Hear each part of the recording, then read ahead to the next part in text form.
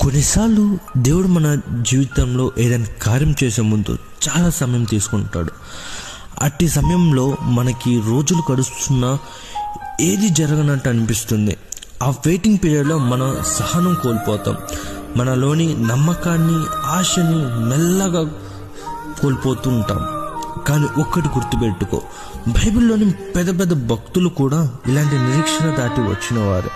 అబ్రాహాము 25 ఏళ్ళు, మోషే 40 ఏళ్ళు, దావీదు 15 ఏళ్ళు కనిపెట్టుకుని ఉన్నారు. అలాగ మనం చూసుకుంటే ఇశ్రాయేలీలు ఐగుప్తులో సుమారు 430 సంవత్సరాలు బానిసత్వంలో జీవించారు.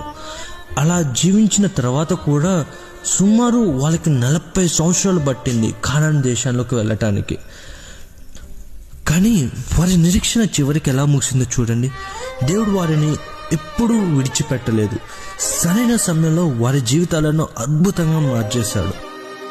నీ విషయంలో కూడా అంతే. దేవుడు నీ కన్నీటి ప్రార్థన వింటున్నాడు, నీ నిరీక్షణ చూస్తున్నాడు.